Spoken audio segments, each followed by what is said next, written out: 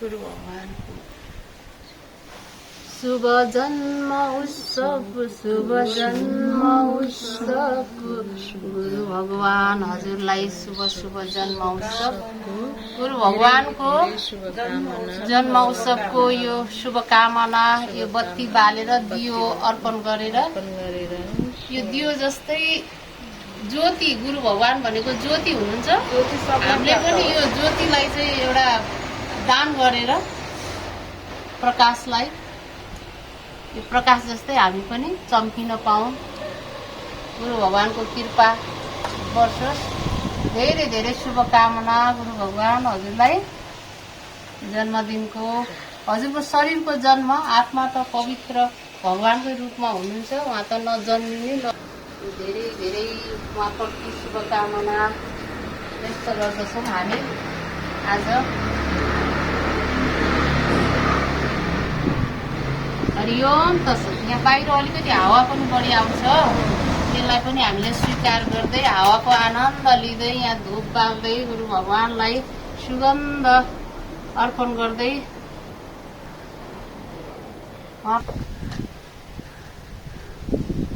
परमात्माको भक्ति भावमा डुब्न पाऊँ, भगवानको राज्यमा प्रवेश गर्न पाऊँ कृपाबाट।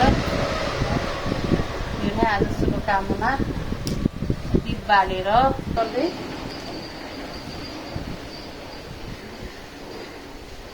यो 94 जन्म उत्सव आज हामीले मनाउँदैछौँ यो ध्यानमा कुटीमा। हजुरहरूलाई स्वागत छ। हामी जतिजना अहिले जम्मा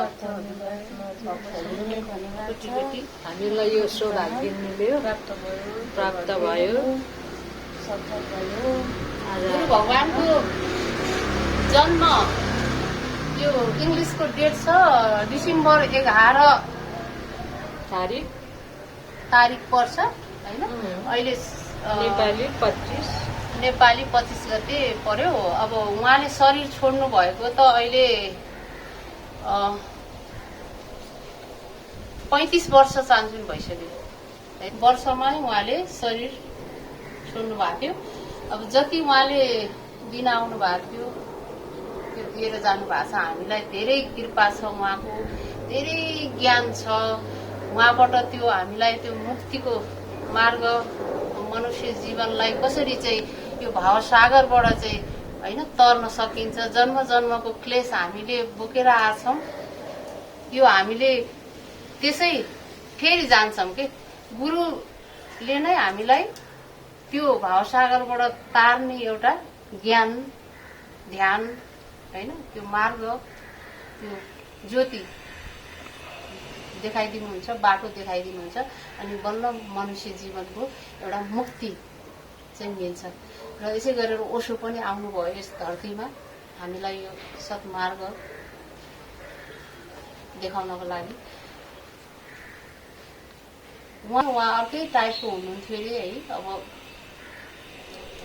उहाँ 11वटा सन्तान मध्येको जेठो सन्तानमा उहाँ जन्म लिनुभएको थियो। पिछुवाडा गाउँ भन्ने उत्तर भारतको त्यहाँ जन्म लिनुभएको। उहाँले चाहिँ यो आध्यात्मिक उसमा पनि दर्शन शास्त्रमा पनि एमए गर्नुभएको। धेरै नलेज धेरै पढ्नु भएको, धेरै शास्त्रहरूको ज्ञान धेरै छ। गुरुहरू को उहाँले चाहिँ त्यो व्याख्या गरिदिनु भएको छ। कति छुपेर बसेको सन्तहरूलाई उहाँले प्रकट गरिदिनु भएको छ। धर्ममा पनि उहाँले धेरै धर्मको विषयमा उहाँले बोल्नु भएको छ। सबै धर्मलाई चाहिँ उहाँले अझै ज्ञात गराइदिनु भएको छ हामीलाई। अब गुरु नानक चाहिँ सिख धर्मको बारेमा हामीलाई थाहा थिएन। अब कृष्णकै बारेमा हामीलाई कति थाहा थिएन। हामीले पूजा मात्रै गर्थ्यौँ कृष्णलाई जस्तो मूर्ति राखेर होइन। उहाँले धेरै धेरै चाहिँ शिवको विषयमा बोल्नु भएन कि देवी देवता बुद्ध महावीर होइन हरेकको विषयमा उहाँले चाहिँ हामीलाई त्यो बताइदिनु भएको छ। त म आफ्नै हिन्दू धर्म नै ठुलो भन्थेँ होइन। हिन्दू धर्म नै सबैभन्दा उत्तम छ त्यो नै होला भन्थेँ। तर सबैको आफ्नो आफ्नो नै महत्त्व रहेछ ठाउँ अनुसार होइन। सबैको देवी देवता सबै भगवानहरूको एउटै रहेछ तत्त्व रहेछन्। र एकदमै कृतज्ञता यो गुरु पाएर यति त्यो क्लियर भएको छु। मेरो जीवनमा पनि धेरै धेरै धेरै अज्ञानले ढाकिएको थियो मेरो अन्धकार जीवनलाई पनि मैले गुरु भगवान पाएपछि एकदम क्लियर हुँदै गएको छु। म त्यो आनन्द हुँदै गएको छु। जीवनमा ज्ञान नभइकन ध्यान नभइकन होइन त्यो एउटा मान्छेको सही जन्म के हो र हामी के को लागि यहाँ आछौँ भनेर थाहा हुँदैन रहेछ। मन्दिर गयो होइन त्यही पूजा पाठ त्यसले मात्रै हुनेवाला छैन। भित्रको अवस्थालाई चाहिँ हामीले खाली गर्नलाई शान्त गर्नलाई त्यो ज्ञानबाट ध्यानबाट मात्रै उठ्न सक्छ। हरेकको ज्ञान चाहिन्छ। त्यही भएर ज्ञान कसरी लिने त अब थाहा छैन हामीलाई त। हाम्रो त यो क्लेश भरिएको हाम्रो जन्म छ होइन। जन्मदेखि क्लेश भरेर हामी त आएको छौँ आफै अज्ञान धुन्दा छौँ। यही न त्यो हामीले बुझ्दै गरेका छैन। अनि त्यसै कारणले हामी के छौँ त अन्धकारमा छौँ। अनि गुरु चाहिँ हामीलाई के दिन्छन् त त्यो अन्धकारबाट हटाउने क्लेशहरू छ मैलो छ खाली गर मनलाई खाली गर त्यो विधि गुरुबाट बल्ल पाउँदछ। अनि जब त्यो पाएपछि हामीले के गर्नु यो साधनाबाट निरन्तर सफा गर्ने मनलाई खाली गर्ने होइन। खाली गरेपछि परमात्मा स्वत हामी भित्र त्यो प्रवेश अहिले भन्नुभयो गुरु भगवानले जब मन खाली हुन्छ परमात्माको त्यहाँ क्लिक भइहाल्छ। परमात्मा त्यही छन् उपस्थिति भइहाल्छन् होइन। त्यो लाइट स्वरूप त्यही फलीभूत भइहाल्छ। कहीँ खोज्नै जानु पर्दैन। मन्दिर मस्जिद अनि चर्च गुम्बा हामी भनेको त्यो भनेको त एउटा श्रद्धाको केन्द्र हो त्यहाँ आस्थाको केन्द्र हो जानुपर्छ होइन हाम्रो। तर आफूभित्र चाहिँ खोज्ने प्रयास गर्नुपर्छ। हामी भित्र खोज्नको लागि के गर्नुभयो त एकछिन भए पनि मौनमा शान्तमा बस्नु पर्यो। अघि गुरु भगवानले भन्नुभयो शान्त भएर एकछिन कामबाट आइन्छ एकछिन शान्त भएर बस्ने होइन। बेलुका पनि सुत्ने टाइममा पनि शान्त भएर आफूलाई हेर्ने। बिहान पनि जुरुक्क उठेपछि एकछिन आफूलाई शान्त भएर आफ्नो मनलाई हेर्ने र के कुराले मन खेलाइरहेछ त त्यो कुरालाई हामीले खाली गर्दै जाने। त्यो खाली जब हुँदै हुँदै जान्छौँ परमात्माको कृपा हुन्छ आनन्द हुन्छ शान्ति हुन्छ होइन। सबै थोक त्यही हुन्छ। त्यसै कारणले गुरु भगवानले चाहिँ हामीलाई के दिनुभएको छ भने नि त्यो साधनाबाट तिमीहरू शुद्ध भएर अनि मात्रै तिमीहरू एउटा असल व्यक्ति बन्न सक्छौ असल मान्छे बन्न सक्छौ। जब असल मान्छे हामी बन्दैनौँ हामी सबै झुटै जहिले पनि झुटै हुन्छ अरे व्यवहारै झुटै हाम्रो सबै थोक झुटै। अनि बाँचेको साह्रै हुँदैन हामीलाई। अनि मर्ने बेला भइसक्यो असन्तुष्ट छ हामी जहिले होइन। पीडा रोएका छौँ कराएको छौँ त्यसले गरेर दुःख दियो छोराले गरेर छोरीले गरेर समाजले गरेर साथीले गरेर कामले गरेर मलाई दुःख भयो पीडा भयो भनेको छ। त्यो किनभने त्यो नबुझेर होइन। हामीले बुझ्न खोजेनौँ। जवानी हुन्छ खालि काम काम काम काम खालि चाहिँ समाजले के भन्ला उसले के भन्ला छोराछोरीले के यसले के भन्ला कहाँ ध्यान गरेर बस्नु कहाँ भगवानको चाहिँ ऊ गर्नु म त काम गर्नुपर्छ पैसा जम्मा पार्नुपर्छ भन्दै हामी चाहिँ समयलाई नष्ट गर्छौँ। काम नगरी त हुँदैन काम गर्नुपर्छ। गुरु भगवानले ओशोले त कर्मलाई यति प्रायोरिटी दिनुभएको छ कि पहिलो नम्बरमा कर्म। कृष्णले पनि त कर्म होइन तर निष्काम कर्म के आनन्दको साथले गरेको कर्मले चाहिँ के हुन्छ त्यो फल चाहिँ एकदमै योग्य हुन्छ आफूलाई पनि अरूलाई। तर हामी चाहिँ हतारमा लतारमा त्यो कर्म गर्छौँ अनि त्यो कर्मले फेरि अर्को कर्म तान्यो अनि त्यो गर्दा गर्दै गर्दै उमेर आदि उमेर जान्छ अर्को जान्छ अनि त्यो कहिले त्यो जाल काटिँदैन कर्मको जाल। त्यसै कारणले त्यो कर्मको एक त हामीले लिएर आएको छौँ प्रारब्धको कर्मको जाल पनि फेरि अहिले पनि हामीले जन्मेर यो जाल बुनेको बुने अनि त्यो जाल काट्नलाई के गर्ने त आफू एक्लैले त काट्न सकेन। त्यसै कारणले गुरु चाहियो होइन। अनि गुरु चाहियो जाल काट्ने उपाय हो त्यो छेडीलाई त गुरुले दिन्छन् हम्बर यसरी काट है तिमीहरूले जाललाई अब नबढाऊ भन्नुहुन्छ। अनि त्यसै कारणले गुरु बिना ज्ञान छैन गुरु बिना त्यो चाहिँ परमात्माको दर्शन पनि छैन भनेर भनिन्छ। अहिले यो समयमा गुरु भगवान आएर पनि जानु भइसक्यो। यो कुरा कसैले पनि चिन्न सकेनन् गुरु भगवानलाई त्यो बेलामा। अब चिन्दैछ। अब गुरुहरूको चाहिँ महिमा बढ्दैछ यो कलिकालमा होइन। गुरुहरूको चाहिँ देशना बल्ल सुन्दैछन् किनभने मान्छे धेरै पीडामा भइसक्यो नि त। धेरै तनाव बेचेन डिप्रेसन हरेकले छोएपछि के गर्ने त अब जानु त पर्यो त्यो उपचार गर्नलाई। भावसागरभित्र त्यो मनको रोगलाई खानेको डक्टरले होइन, गुरुले हो। मनको रोगलाई त कसैले सक्दैन खानु, त्यही भएर गुरु चाहियो। अनि मनको क्लेशलाई खाल्नको लागि हामी गुरुको शरणमा जानुपर्छ, गुरुलाई गुरु दीक्षित हुनुपर्छ होइन। गुरुको ज्ञानबाट हामीले अगाडि बढ्नुपर्छ। आज पनि यो हामीले पवित्र दिन गुरुको जन्म उत्सव मनाउन पाएको छौँ। धेरै धेरै आनन्दित छु।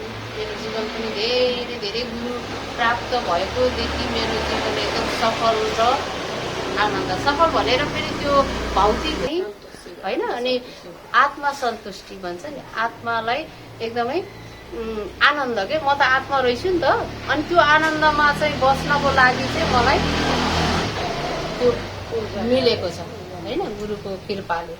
र म धन भए पनि नभए पनि, कसैले मान दिए पनि अपमान दिए पनि, कसैले घृणा गरे पनि होइन, परिवारले हेरे पनि नहेरे पनि, समाजले हेरे पनि नहेरे पनि, तर म एकदमै आनन्दित छु। त्यो के रहेछ त, केले रहेछ त, त्यो ज्ञानले रहेछ, गुरु भगवानको त्यो दिएको ज्ञान। अनि स्वयंको जीवनलाई चाहिँ हेरेर हाम्रो जीवनलाई चाहिँ जीवनलाई थाहा भएर र त्यो आनन्दमा हामी रहन सक्दो रहेछ। र मैले पनि यो आनन्द प्राप्त गर्ने मौका यो मिलेको छ गुरु भगवान पाएर छु। गुरु भगवानको यो कृपा पाएर उहाँलाई कसरी चाहिँ अब यो धन्यवादको होइन यो व्यक्त गरौँ, यो त उहाँलाई सबै थाहा छँदैछ। कति मैले चाहिँ चढाइराखेको छु, कति गर्न सकिराखेको छु। अझै पनि त्यो उहाँले दिएको ज्ञानलाई लिने, उहाँले देखाएको बाटोमा हिँड्ने होइन, आफ्नो जीवनलाई चाहिँ एउटा आनन्दितमय, सुन्दरमय र खुसीमय बनाउने प्रयास अझै जारी छ। अझै उहाँको दृष्टि अझै ममा प्राप्त होस् भन्ने यो नै चाहन्छु। ज्ञान र ध्यान अब भक्ति होइन, यो सबै चाहिने हामीलाई के। अनि गुरु चाहिँ एकदमै आवश्यक छ के। त्यो भगवानसँग जोड दिनलाई पनि त्यो सेतु भन्छ के, जस्तो पुल उता खोला पारी जानको लागि त पुल चाहियो नि है, त्यस्तै गुरु पनि एउटा त्यो पुल हो अरे के भगवानसम्म पुग्नको लागि। अनि बनाउनुपर्छ गुरुको ज्ञानबाट। गुरुहरू त पुगिसके हो नि त, गुरुहरूले त हरेक शास्त्र पढेर अनुभूति गरेर हरेक चाहिँ होइन बुझिसके व्यक्तिहरू हुनुहुन्छ। अब उहाँबाट हामीले लिनु पर्यो नि त। हामी त के थाहा त, अस्ति मात्रै जन्मियौँ होइन, अब त्यही माथि हामी त जन्म जन्मको क्लेश बोकेर यो धरतीमा चाहिँ आएका छौँ। प्राप्त गर्न त आफै त हामीले भगवान भेट्दैनौँ नि त होइन। अब हामीले मूर्तिहरू त हामीले बनाएको हो नि त, एउटा श्रद्धाको होइन। त्यहाँबाट चाहिँ मूर्तिबाट अमूर्तको दर्शन गर्नको लागि मूर्ति एउटा हाम्रो सेतु भयो। अब त्यो मूर्तिबाट अमूर्तको दर्शन गर्न त हामी लिएर हाम्रो आचरणदेखि लिएर हाम्रो चाहिँ होइन हरेक शिक्षादेखि लिएर हाम्रो पुग्दैन कि त्यो चक्षु खोल्नको लागि। त्यसै कारण त्यो चक्षु खोल्नको लागि चाहिँ गुरु चाहियो। त्यही भएर गुरु मात्रै एक त्यो सेतु हो कि भगवानलाई चाहिँ छर्लङ्ग दर्शन गराइदिने। ल यो रूपमा भगवान छन्, तिमीहरूले यो रूपमा चाहिँ भगवानलाई चाहिँ प्राप्त गर्न सक्छौ। त्यो जब हामी भगवानलाई प्राप्त गर्न सक्दैनौँ, यो मनुष्य चोला हाम्रो मुक्त हुँदैन, मोक्ष हुँदैन अरे। फेरि यही भवसागरमा हामी आएको आई दुःख रुनी शोक पीडा कति बिछडे होला हाम्रो, कति जुनी हामीले त लिएर आछौँ, हामीलाई थाहा छैन नि त। कृष्णले भन्नुहुन्छ, हे अर्जुन तँलाई के थाहा छ, मैले त सबै थाहा छ, म त कति जन्मदेखि म साक्षी छु, त त भर्खरको अहिलेको होइन, तेरो चक्षु नै खोल्याएको छैन, तैँले देख्नै सक्दैन, मैले त देखिसकेको छु भन्नुहुन्छ नि। हो त्यो देख्नको लागि कृष्णले नि हामीलाई बारम्बार हानिरहेछ नि, खोल त्यो चक्षु। किन शिवले पनि त्यही तेस्रो नेत्र खोल तिमीहरूको भन्नुहुन्छ होइन। जो आए यो धरतीमा त्यो तेस्रो नेत्र खोलाउनै आएको हो कि हाम्रो लागि चाहिँ। हामी त के गर्छौँ, खालि आफ्नै आँखाले मात्रै हेर्न चाहन्छौँ कि यो नै चाहिँ अब मुक्तिको मार्ग हो भनेर लागिरहेछ, तर होइन कि। त्यो चक्षु खोल्नको लागि हामीलाई एकदमै ज्ञानको आवश्यक पर्छ। ज्ञान चाहिँ त्यो बुझिसके मान्छेहरूले मात्रै दिन्छ नि। जस्तो शिक्षकले पढाउनेलाई पनि उसले बुझिसके भएर हामीलाई पढाउँछ, त्यस्तै गुरुले पनि त्यो आत्माको ज्ञान परमात्माको ज्ञान पढिसकेका छन्, थाहा भइसकेका छन्, त्यो लोकमा पुगिसकेका भएर उनीहरूले चाहिँ हामीलाई बल्ल दिन्छन् र अनि बल्ल हामी त्यो लोकमा जानलाई हामी सुरु गर्छौँ। सत मुक्ति यो गुरु बिना ज्ञान छैन। सबैले चाहिँ के भने आफ्नो आफ्नो तर्फबाट आफ्नो आफूलाई कुन फेरि गुरु एउटै पनि हुँदैन है, फेरि आफ्नो आफ्नो अनुसारले होइन नलेज अनुसार क्षमता अनुसारले गुरु खोज्यो भने त ढोंगी गुरु मात्रै पाइन्छ नि त, रिङ्गाउने अहिले बजारमा धेरै छ। तर योग्य बन्ने हो, पहिला आफ्नो क्षमतालाई बढाउने हो, अनि गुरु आफै आउँछन् के। यो सही पात्र छ है। अब यसलाई चाहिँ लान सकिन्छ त्यो परमात्माको यात्रामा, गुरुले समात्नुहुन्छ। अनि त्यही भएर सबैको एउटै गुरुले त्यो पार पनि जान सकिँदैन होइन। आफ्नो आफ्नो गच्छे अनुसार क्षमता अनुसार पात्रता अनुसार त्यो गुरु प्रवेश गर्छन् हाम्रो जीवनमा। त्यही भएर गुरु चाहिँ के अरे लिनुपर्छ, धारण गर्नुपर्छ। गुरुको चाहिँ वचनलाई शिरोधार गरेर हामी अगाडि बढ्यौँ भने हाम्रो जीवन एकदमै सरल हुन्छ, शान्त हुन्छ, आनन्दित हुन्छ र त्यो बुझ्न सक्ने हामीमा त्यो दृष्टि पलाउँछ। अरू हामीले त के नै चमत्कार गर्छौँ र, अब भगवानको आए गुरुहरू आए चमत्कार गरेर गए होइन, त्यो युगमा सत्य युगहरू। हाम्रो त कलिकालको युग छ, अहिले यहीँ राक्षस छन्, त्यहीँ के छन्, त्यहीँ के छन्, सत्यलाई त छोपिदिन्छन् होइन, अनि बढ्न दिँदैन, अगाडि बढ्न दिँदैन। तर पनि के हुन्छ, एक अर्कालाई चाहिँ हामीले सत्य बाटोमा हिँडेकोहरूले चाहिँ एक अर्कालाई समझ गर्न सकिन्छ होइन, एक अर्कालाई चाहिँ बुझ्न सकिन्छ, एक अर्काको चाहिँ पीडा व्यथालाई लिन सकिन्छ होइन, एक अर्कालाई चाहिँ ओहो मित्र है, आहा अब के दिन नसक्यो ओहो भन्यो भने ठुलो कुरा हो नि है, आहा के छ त हालखबर होइन भन्ने होइन। अब त्यो नै ठुलो कुरा। अहिले बोल्छन् त कोही बोल्दैन होइन, मान्छेहरू तर्केर हिँड्छन्, दिनुपर्छ कि भन्छन् ओहो यो बोली भने त योसँग यसलाई त सरसै दिनुपर्छ, अब यसलाई खुवाउनु पर्छ, यसले अब के लिने हो। प्रेम पनि दिन मान्दैन अरे अहिले कलिकालको मान्छेले, के गुरु भगवानले भन्नुहुन्छ नि प्रेम पनि दिन मान्दैन अरे, त्यो अडे लिनु खोज्छ नि त होइन। त्यही भएर हामीले बच्चाहरूलाई पनि त हेर्नु न ठटाउने कुट्ने गर्छौँ नि, सकेसम्म तर्साउने गर्छौँ। बच्चाहरूलाई प्रेमले गर्यो त टेक्छ नि त बच्चाले हामीलाई होइन, मान्दैन टेर्दैन भनेर। त्यही भएर प्रेम पनि हामीले एकदम कन्जुसाइ गर्छौँ रे के। त्यही भएर खुलेर जिउनको लागि समाजमा खुलेर एकअर्कामा हामी हाँसेर एकअर्कामा होइन आत्माको भावले हामी जिउनको लागि चाहिँ आध्यात्मिक ज्ञान चाहिन्छ के। आत्माको ज्ञान जब हुन्छ हामी एकदमै जिउनलाई सरल हुन्छ, सहज हुन्छ। त्यहाँ दुःख पीडा हरेकमा हाम्रो चाहिँ सहभागी हुन्छ के ठुलो दिन नसके पनि एउटा भाव मात्रै पनि त ठुलो कुरा हो नि त हाम्रो होइन, एकअर्कामा भाव व्यक्त गर्नु पनि ठुलो कुरा हो। त्यही भएर यो चाहिँ हामीले चाहिँ बनाउँदै जानुपर्छ। मान्छेमा धेरै अहिले चाहिँ द्वन्द्व आइसक्यो, पीडा आइसक्यो, भाग बन्डा भइसक्यो, पार्टी भन्छन्, अनेक भन्छन्, त्यो बाहिरको पार्टी छुट्टै छ तर परिवारमै होइन धर्मले पनि छुट्याइरहेछ अहिले।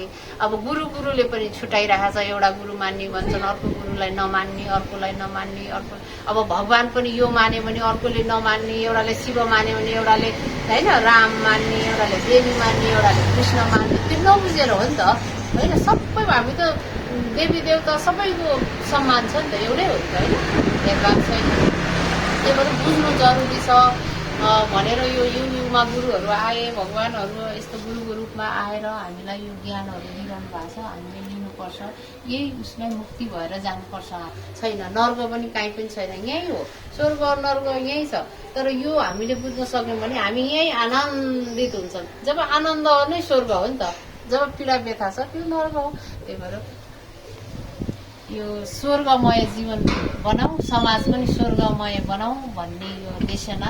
त्यसै गरेर गुरु भगवान ओशोले पनि एकदम मनुष्य जीवनलाई चाहिँ एकदम मिलेर बस्नुपर्छ, शान्त भएर बस्नुपर्छ, आनन्दित भएर बस्नुपर्छ भनेर यही शिक्षा दिएर जानुभएको छ होइन। कुनै त्यहाँ जातभात छैन, कुनै त्यहाँ होइन सानो ठुलो छैन, कुनै त्यहाँ ज्ञानी र अज्ञानी छैन, सबै आत्माबाट जिउने। जसले जस्तो क्षमता छ त्यसले आफ्नो होइन त्यो लान्छ, सानोलाई माया गर्ने, ठुलोलाई सम्मान गर्ने, त्यो चाहिँ हाम्रो समाजमा बनोस् भन्ने देशना गुरु भगवानको छ। मिलेर बस्नुपर्छ भन्ने यही देशनालाई मैले पनि 12 वर्ष भयो हिँडेको होइन सबैप्रति प्रेम सक्दो दिउँ, सबैप्रति मिलेर बसौँ भन्ने मेरो पनि त्यो भाव जाग्दैछ। गुरु भगवानको कृपा अझै यो जागोस्। र म बोलेपछि अलि लामो लामो बोल्छु। अब यसैमा मैले यो मेरो 2 शब्द म यहीँ टुङ्गाउन चाहन्छु। र गुरु भगवानको प्रार्थना अलिकति मेरो त्यो म आफ्नै भावले चाहिँ मैले रचेको छु, त्यो प्रार्थना अलिकति सुनौँ हामी। त्यसपछि एउटा भजनमा गरौँ अनि त्यसपछि अनि हाम्रो आज कार्यक्रम यहीँ समापन गर्नेछौँ।